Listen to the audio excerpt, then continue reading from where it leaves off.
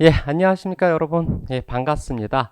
자, 오늘 이 시간은요, 여러분하고요, 2021년 경영지도사 2차 생산관리 분야에 관해서 이제 간단한 총평과 함께 기출문제 해석을 한번 해보도록 하겠습니다. 자, 우선은요, 여러분께서 그동안 참 많은 노력과 시간, 여러 가지를 쏟아부으셨는데요.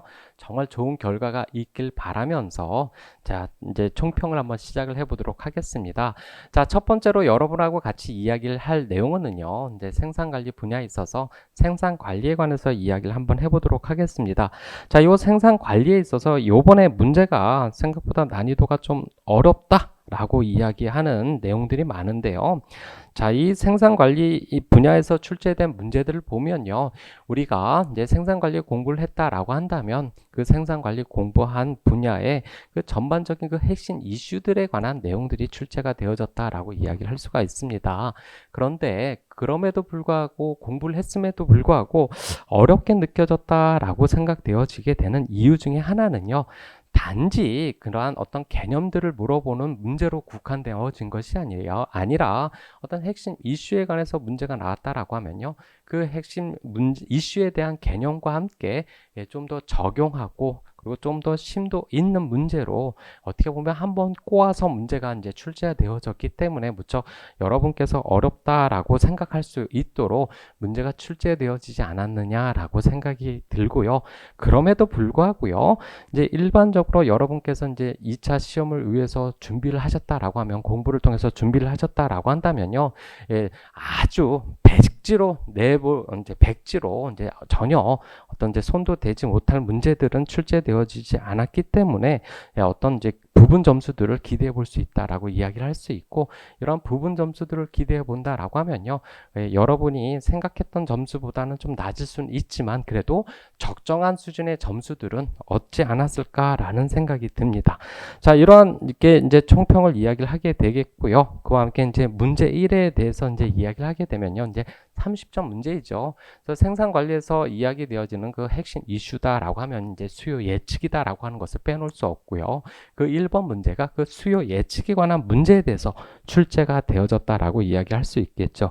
그래서 문제 1번에서부터 1번, 2번, 3번 이렇게 이제 세 가지 종류의 형태에서 문제가 이제 출제가 되어졌는데 이 각각 1번, 2번, 3번이다라고 하는 것이 동떨어진 문제로 출제되어진 것이 아니라 그쵸 1번 문제를 통해서 2번 문제를 풀고 그 2번 문제를 통해서 3번 문제를 풀 수 있는 이제 단계적인 순서대로 문제가 이제 출제가 되어졌다라고 이야기할 수 있고요.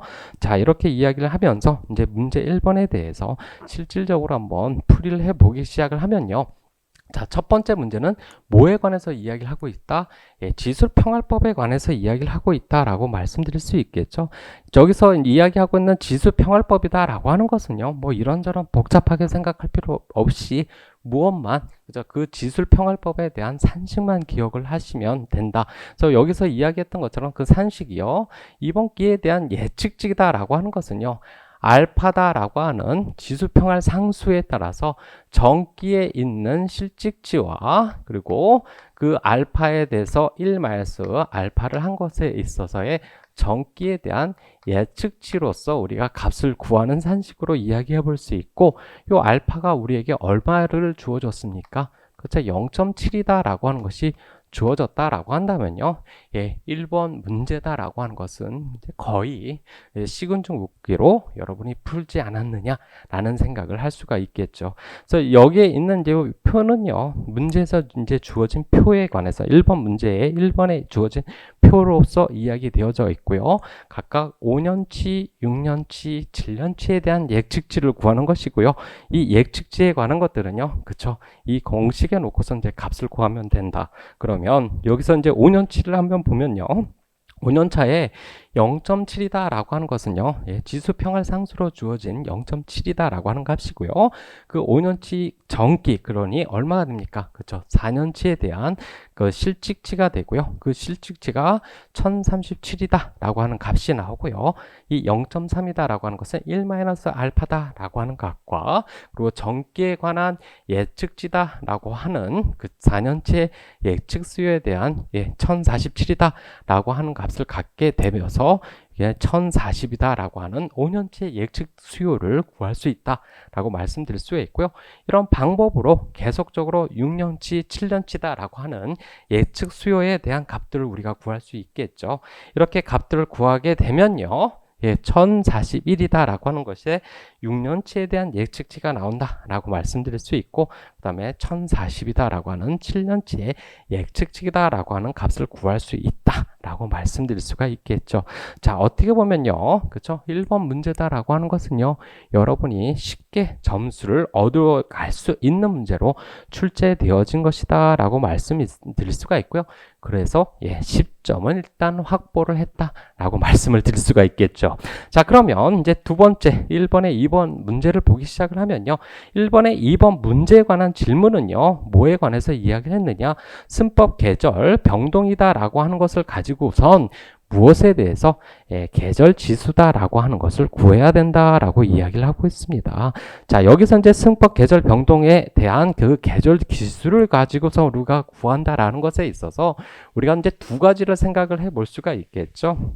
그 계절 기수에 대한 이제 가법 모형이다라고 하는 것이 있고 승법 모형이다라고 하는 것이 있고요. 그거는 말 그대로 가법이다라고 하는 것은 그저 각각 더해지는 것을 이야기를 한다. 이 더해진다라고 하는 것은 그 네 가지 병동에 관해서 이야기를 할 수 있는 그 네 가지 병동이다라고 하는 것은 여기서 이야기했던 추세병동, 순환병동, 계절병동, 불규칙병동이다라고 하는 그 각각의 병동들이 더해져서 이야기되어지는 계절 지수에 대한 내용들을 이야기하게 됐을 때는 가법 모형을 쓰게 되는 것이고요.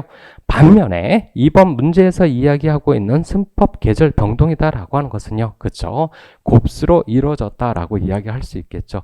그래서 이 각각의 곱수에 대한 이제 추세병동, 순환병동, 계절병동, 불규칙병동이다라고 하는 것이 어떤 것들이 있느냐라고 하는 내용들에 대해서 이제 여기 정리가 나와져 있는데요. 실질적으로 이번 문제에서는 이러한 각각에 있는 병동에 대해서 설명하라 라고 하는 내용은 없기 때문에 자, 여기 있는 내용들까지 굳이 설명을 할 필요는 없다라고도 이야기를 할 수 있겠죠. 자, 그러면 이런 병동이 있다라고 했을 때 이 병동을 가지고선 우리가 무엇을 해야 됩니까? 실질적인 1040이다 라고 하는 합계에 있어서 이제 평균 수요다 라고 하는 것을 이제 구해야 되겠지요. 이 평균 수요다 라고 하는 것을 구하려고 하는 것은 무엇 때문에 그렇습니까?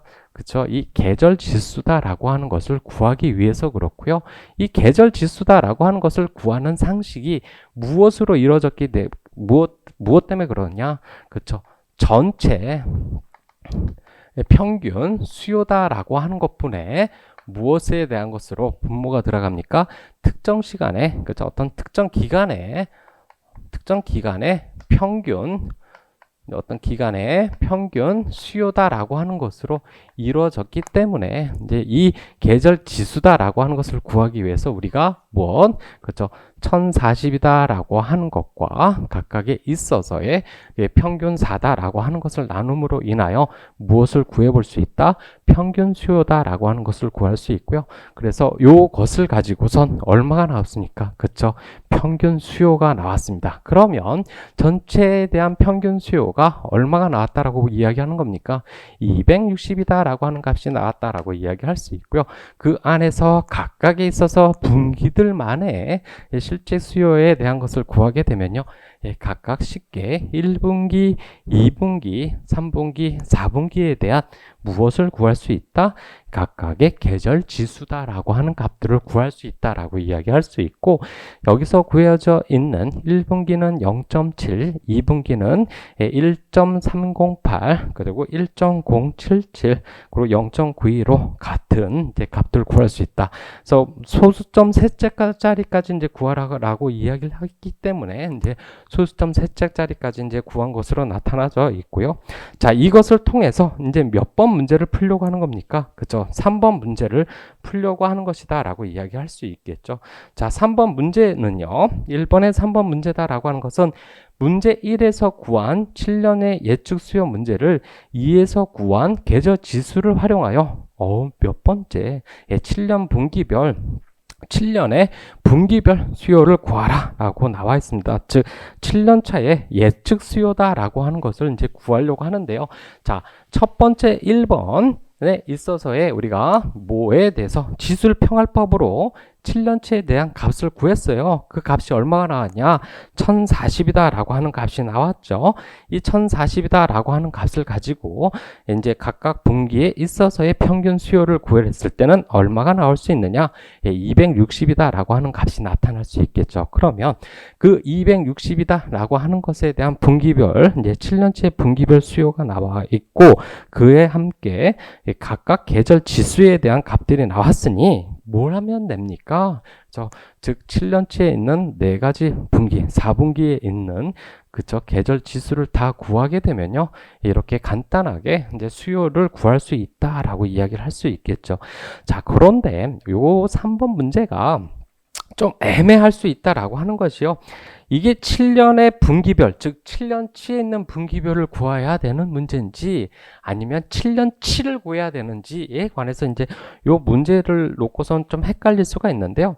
그런데 저는요, 요 3번 문제 같은 것을 7년의 분기별 예측 수요를 구하는 것으로 이제 계산을 했는데, 왜 그러냐? 1번 문제나 아니면 2번 문제 같은 부분을 보게 되면요. 1번 문제는 이제 분기별 이제 그 7년치를 다 구하라 라고 하면 5년에서 7년치다 라고 하는 내용들이 다 적어져 있는데요. 그렇지 않고 3번 문제는 7년에 대한 분기별 예측 수요를 구하라 라고 하는 형식으로 이야기 되어졌기 때문에 7년 그 한 년에 관해서만 이제 값을 구하는 것으로 이제 이해를 했다라고 생각을 할 수 있고요.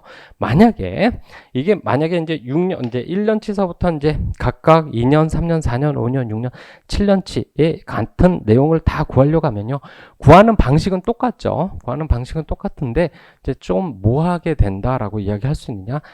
조금 단순한 작업이 계속적으로 이제 6년치, 이제 7년치를 다 계산을 해야 되니까 이것이 조금 복잡하게 느껴질 수도 있다라고 생각이 되어지고요. 요런 것 때문에 좀 이제 난감하게 생각을 하지 않았느냐라는 생각이 드는데요.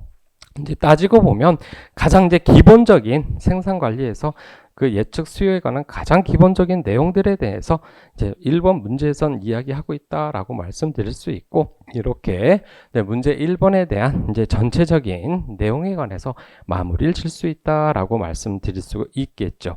자, 이제 다음에 있어서 이제 문제 2번에 관해서 이야기를 한번 해보도록 하겠습니다. 자, 2번 문제에 관해서 이야기를 하는 것은요, 이제 레스토랑에 있어서의 각각의 주머 충족 프로세스를 통해서 무엇을 이야기합니까? 자원에 대한 각각의 그 활용 능력에 관해서 이야기를 한다라고 볼 수가 있습니다. 그래서 이제 이번 문제의 첫 번째 1번 문제에 있어서는 그렇죠, 자원 이용률에 관해서 이야기를 해라라고 이야기를 하고 있고요. 2번 문제는요, 작업 활동이 특정 작업 활동에 관해서 이야기를 하고 있네요. 이 3번에 관해서 그 생산 능력이 어떻게 되느냐라고 하는 것을 물어보는 문제였고요. 3번 같은 문제는요, 그렇죠. 3, 4번 활동이다 라고 하는 것을 이제 개선을 시켰습니다. 그랬을 때 우리가 전체적인 프로세스다 라고 한다고 하면요, 그 프로세스에 대한 생산 능력은 뭐에 관해서 영향을 받게 됩니까? 그쵸?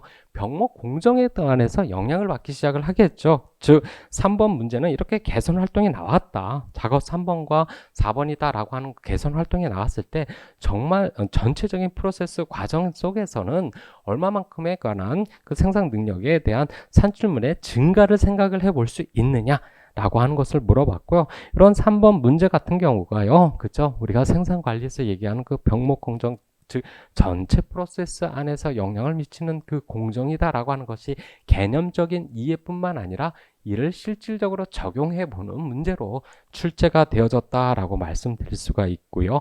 그와 함께 이제 4번 같은 경우는요, 산출물은 이제 12시간, 이제 12주문, 시간당 12주문으로 처리하게 되는 처리 시간이 10분이다 라고 이야기를 하면서 프로세스상의 평균 제공품 재고는 얼마가 되는지에 관해서 물어보는 것이고요.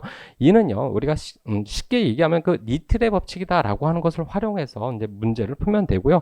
이 니틀의 법칙이다 라고 하는 것은 실질적으로 무엇을 이야기하느냐, 프로세스 작업 처리에 대한 계산을 하게 할 때 활용이 되어진 것이 니틀의 법칙이고요.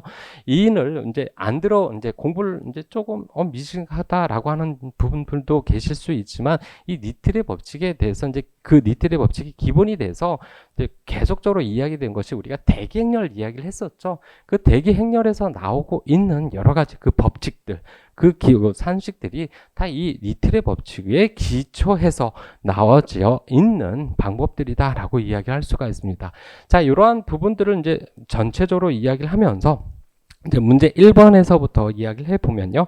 문제 1번 같은 것은 작업 활동별의 작업 이용률에 관해서 이야기를 하고 있죠. 그래서 실질적으로 문제 1에서 작업 활동은 총 5가지 작업이다라고 하는 것이 있고, 그 작업 5가지에 관해서 업무 활동이다라고 하는 것이 이야기되어지고 있습니다. 그와 함께 주문 독착률이다라고 하는 것이 나타나고, 평균 소요 시간이다라고 하는 것과 이제 그것을 평균 소요 시간이다라고 하는 것을 활용하기 위해서 자원의 수다라고 하는 것을 쭉 이야기해 볼 수 있겠죠. 그러면 이 각각의 자료들을 가지고선 무엇을 시간당 생산 능력, 즉 5가지 작업에 대한 생산 능력을 구하게 되면요.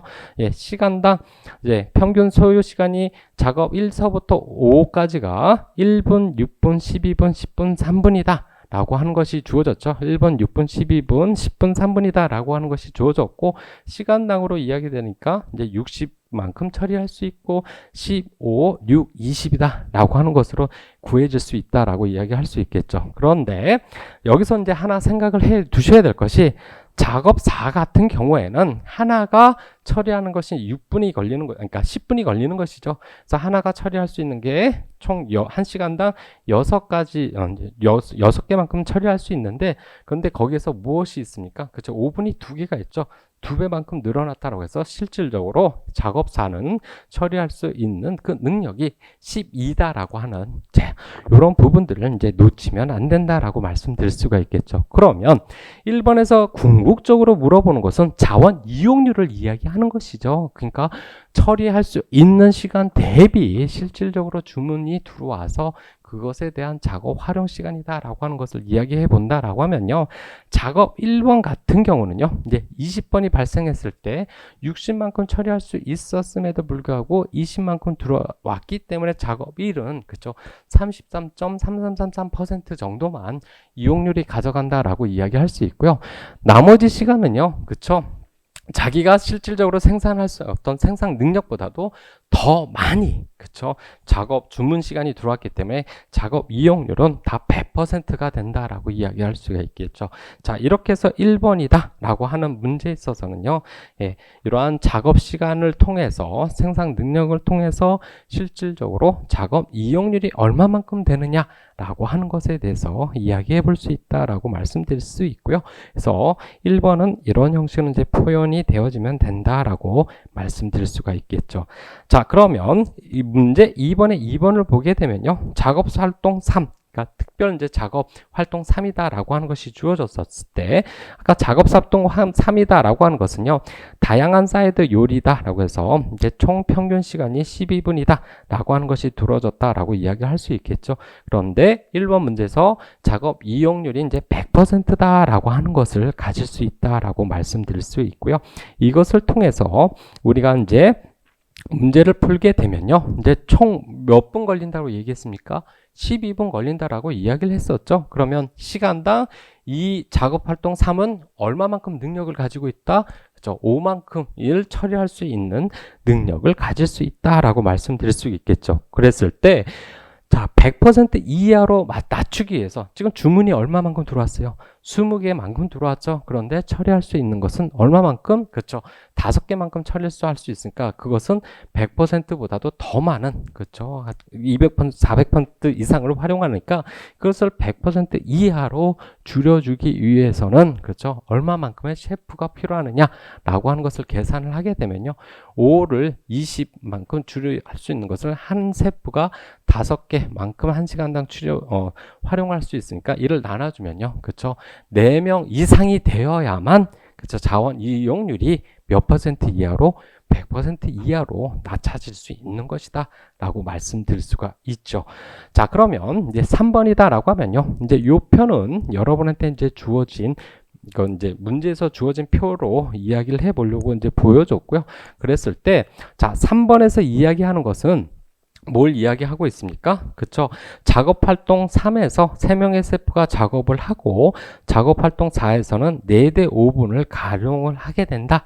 라고 하면요, 좀 더 이제 개선 활동들이 이루어졌죠. 그랬을 때 전체적인 그 프로세스에서의 개선 활동은 얼마만큼 이루어지고 있느냐라고 물어보는 것이 3번 문제에서 물어보는 것이다라고 이야기할 수 있습니다. 그러면요, 작업장 3에서 시간당 생산 능력이 얼마가 됐습니까? 5였죠. 한 명에 대한 셰프가 처리할 수 있는 능력은 1인데 그 셰프를 몇 명으로 늘리면 3명으로 늘리게 되면 총 뭐 할 수 있는 생산 능력은 15만큼 늘어난다라고 이야기를 할 수 있겠죠. 그리고 작업 활동 4는 2개 오븐을 더 늘린다. 그러면 실질적으로 2개 오븐을 가지고 했는데 총 4개가 되는 것이죠. 4개가 된다라고 했을 때 그 시간당 생산 능력은 얼마가 됩니까?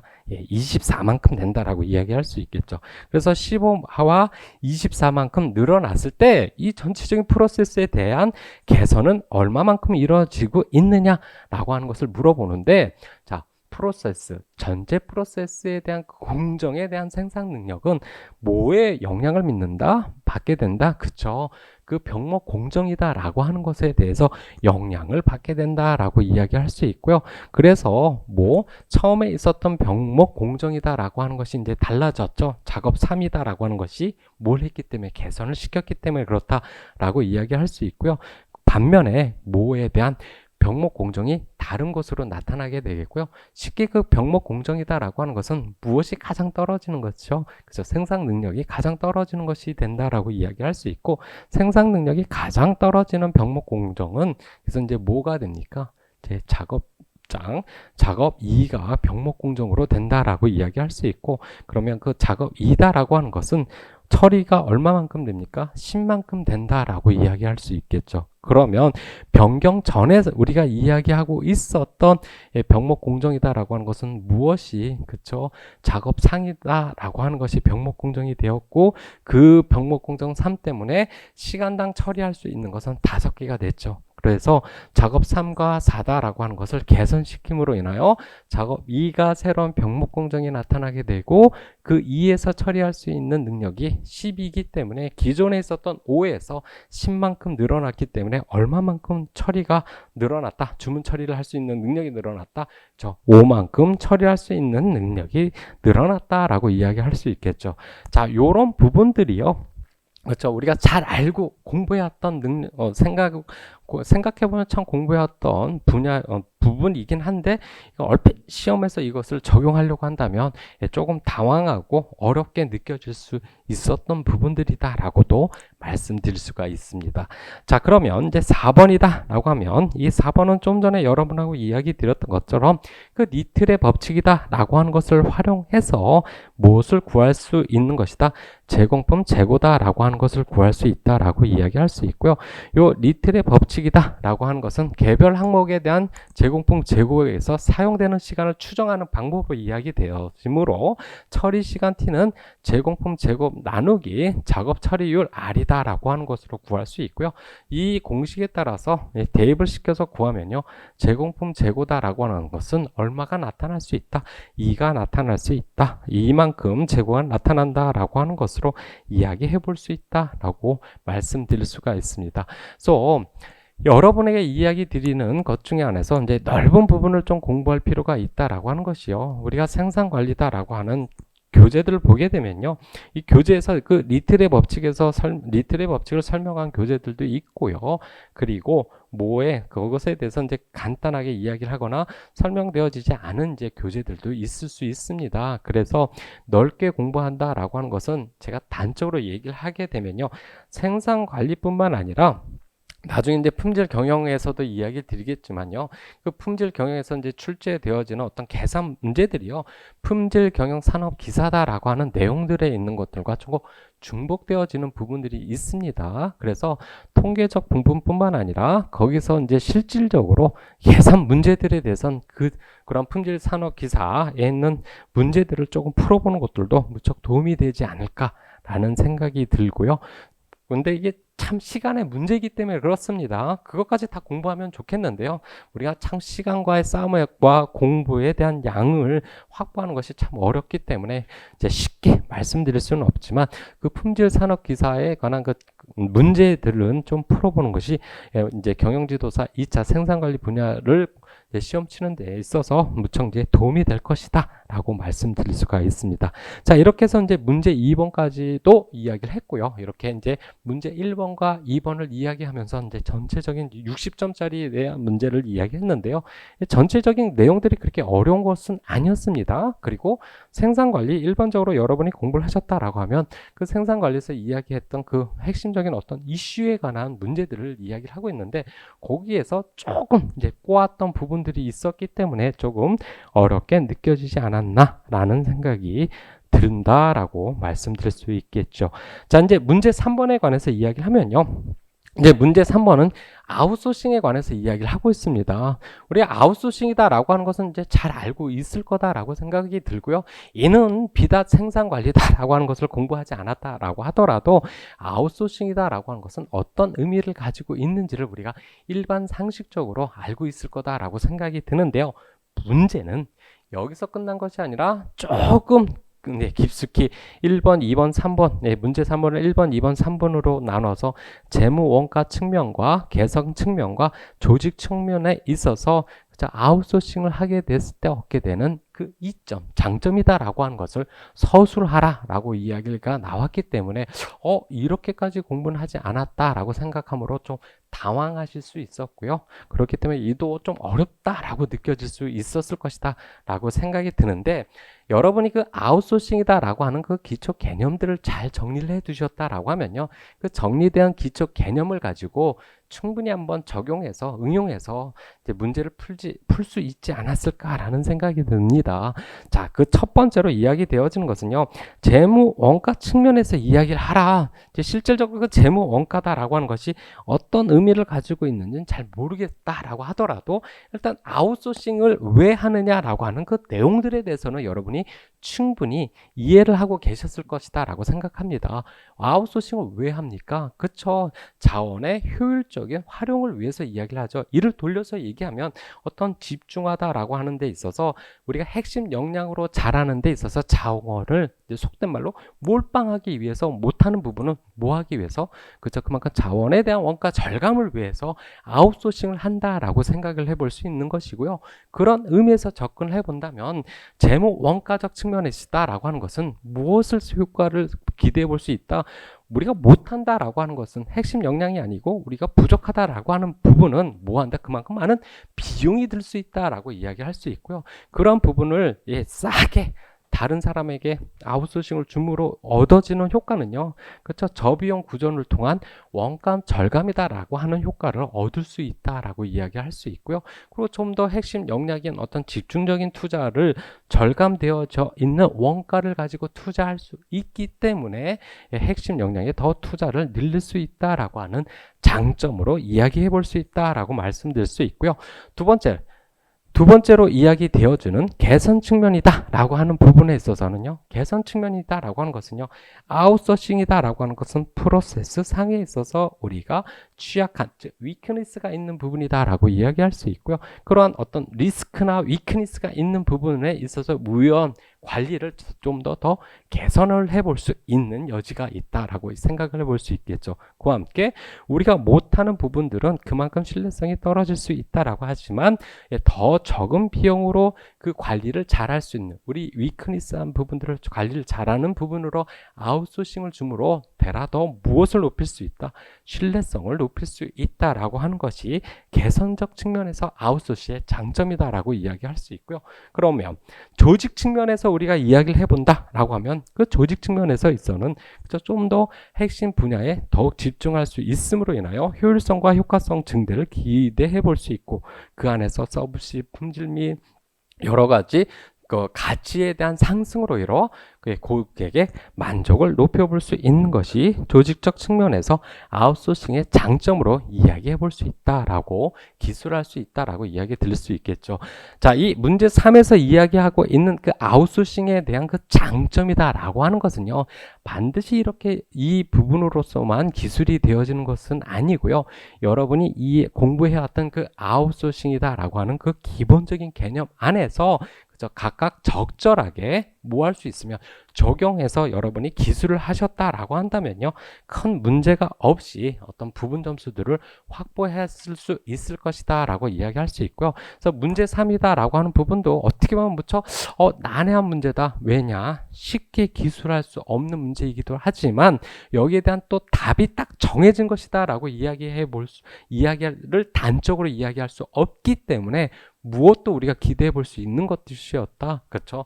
부분 점수들을 충분히 자기가 알고 있었던 개념들을 잘 정리해서 썼다면 좋은 부분 점수들을 기대해 볼 수 있었던 문제다라고도 말씀드릴 수가 있습니다. 그래서 문제 3은요, 이렇게 이제 기출 문제로서 이야기해 볼 수 있고요. 자, 이제 문제 4번에 가서 이야기를 해보도록 하겠습니다. 자, 이 문제 4번은요, 우리가 그쵸, EOQ 모델이다라고 하면 참 중요하게 이야기되어지는 모델이다라고 이야기할 수 있고요. 이 EOQ 모델이다라고 하는 것은 여러분이 눈 감고도 뭐 할 수 있어야 됩니까? 그 공식에 대해서 쓸 수 있어야 된다. 그래서 EOQ다라고 하는 것에 있어서의 경제적 주문량 Q스타다라고 하는 것은 뭐에 대해서, 그쵸? H가 뭐에 관해서 이야기를 하는 겁니까? 그쵸? 각각에 있어서 H다라고 하는 것은 유지 비용에 관해서 이야기하는 것이고요.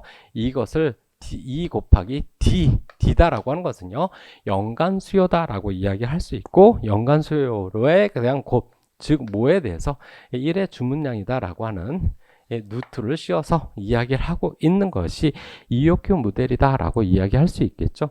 그래서 이 EOQ 모델에 대한 공식에 대해서 이제 알고 있느냐라고 하는 것을 물어보고 있는 것이고요. 그 공식에 따라서 문제 1번에서 주어져 있는 각각에 있는 그 수식을 쓰면 H는 거기에 대한 각각에 있어서 유지 비용은 얼마를 주어졌습니까? 6천을 주어졌었죠. 그리고 2의 연간 수요다라고 하는 것은 얼마를 주어졌습니까? 우리에게 그렇죠. 연간 수요는 3천이다라고 하는 것을 우리에게 주어졌고요. 그와 함께 1의 주문 비용이다라고 하는 것은 얼마? 100만 원이다라고 하는 것을 주어졌고요. 자, 요 수식을 풀면요. 뭐가 나옵니까? Q스타가 나오죠. 그 Q스타다라고 하는 것이 얼마가 나오게 되느냐라고 계산을 했더니만 EOQ 모델에 의해서 1000개가 확보가 된다라고 하는 것을 쉽게 구할 수 있을 것이다 라고 말씀드릴 수가 있겠죠. 그러면 이 1000개다라고 하는 EOQ 모델을 가지고선 이제 또 뭘 물어보게 됩니까? 주문 간격이다라고 하는 것을 같이 물어봤죠. 주문 간격에 있어서 단위는 이제 개월수다라고 하면 주문 간격은 어떻게 됩니까?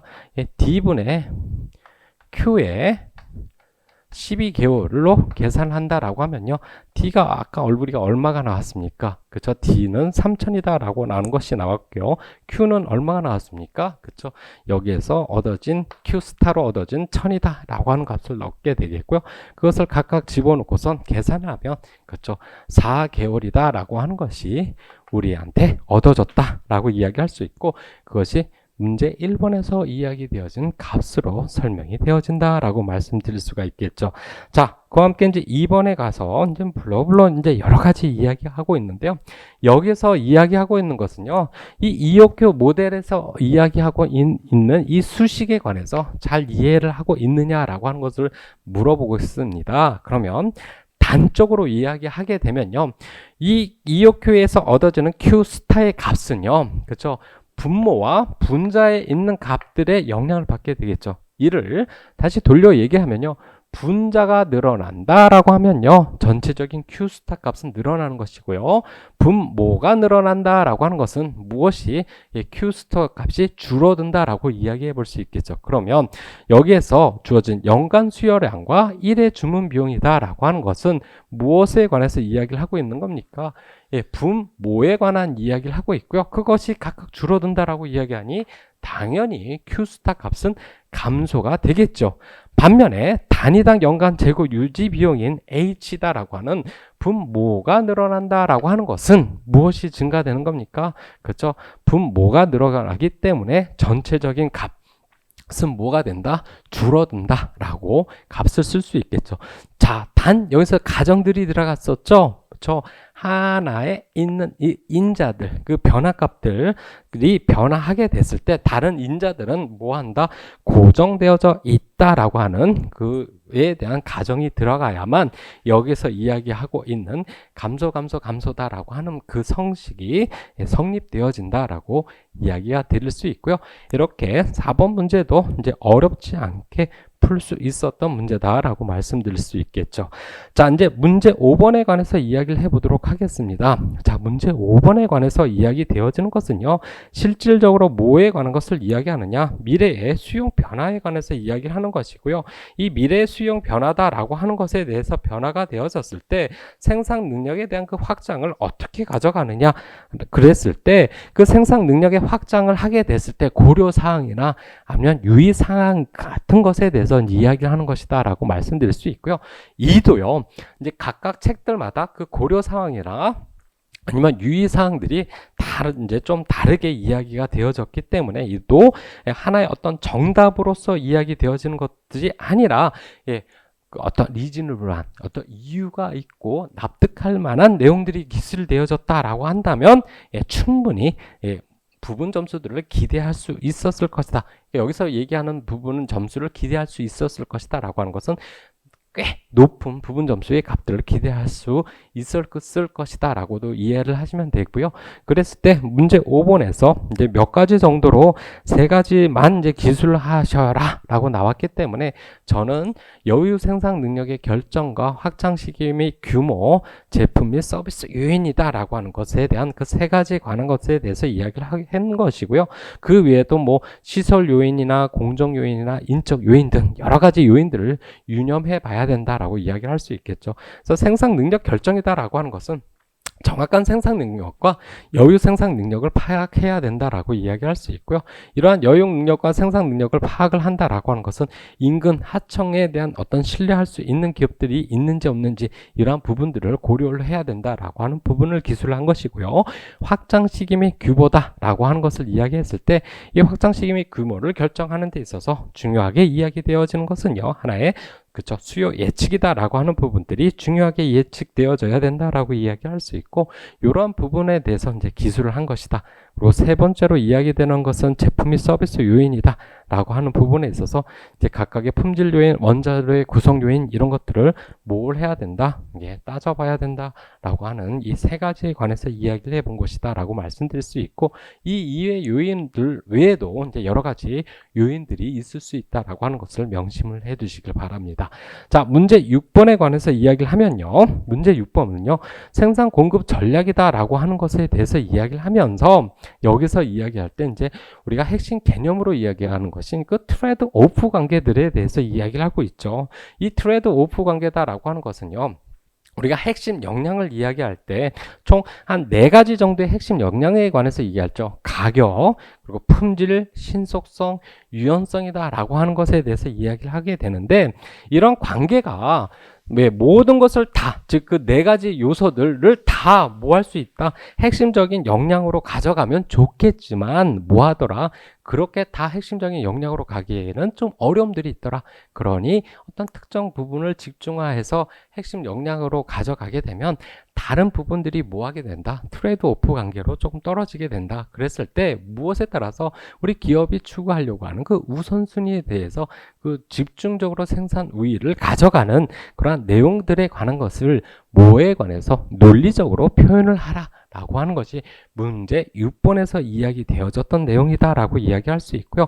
그러면 이런 상생 어떤 트레이드 오프 관계에 있어서의 경쟁 우선순위적 차원으로서 이야기할 수 있는 것, 여기서 이제 3가지만 이야기를 하라라고 이야기했지만 이게 이제 4가지도 될 수 있고 이제 5가지도 되어질 수 있겠죠. 그랬을 때 이야기 되어지는 것이 가격, 품질, 신속성, 그리고 그 다음에 이야기되어지는 어떤 유용성 같은 내용들을 가지고선 여러분들이 기술을 하셨다라고 한다면요. 그 내용들에 대해서 이제 부분 점수와 이제 좋은 점수들을 기대해 보실 수 있었을 것이다 라고 말씀드릴 수 있고요. 여기서 이제 6번 같은 문제도 정확히 A는 B다 라고 하는 답수로 이야기되어지는 것이 아니라 기존적으로 여러분이 공부했던 그 기본 내용들을 토대로 해서 이유가 있고 논리가 있고 그리고 이론적 근거가 있이 이야기를 했다라고 하면 충분히 좋은 점수를 얻었을 것이다 라고 이야기를 할 수가 있습니다. 자, 이렇게 해서 생산 관리에 있는 부분들에 대한 기출 문제를 여러분하고 함께 풀어봤고요. 이 생산 관리 문제다라고 하는 것이 어떻게 보면 무척 쉬웠던 문제다라고도 이야기할 수 있고요. 또 하나 어떻게 보면 좀 어려웠을 것이다 라고 할 수도 있는데 이 어려웠을 것이다 라고 하는 것은요, 어떤 내용에 있어서의 심도 있는 내용과 전혀 보지도 못했던 내용들이 출제되어졌다 라기보다는 우리에게 알만한 공부한 내용들을 가지고 네 입장에서 어떻게 적용해서 설명해 볼래? 라고 하는 형식의 택일의 문제들이 좀 주어졌기 때문에 여러분들께서 어렵게 느껴졌을 것이다 라고 생각이 들고요. 그렇기 때문에 공부하는 데 있어서 어떤 기본 내용들을 숙지하는 것뿐만 아니라 이를 한번 적용해 보고 그리고 자기 생각으로 정리해 보는 것도 공부 방법에 있어서 어떤 경지사 2차 생산관리 분야의 생산관리에 대한 공부에 대한 어떤 방안으로 참 중요한 방법이다 라고 이야기할 수 있고, 이러한 내용들을 이야기하면서 전체적으로 생산관리에 대한 그 간단한 총평과 기출문제에 대한 해석은 여기서 마치도록 하겠습니다. 수고하셨습니다.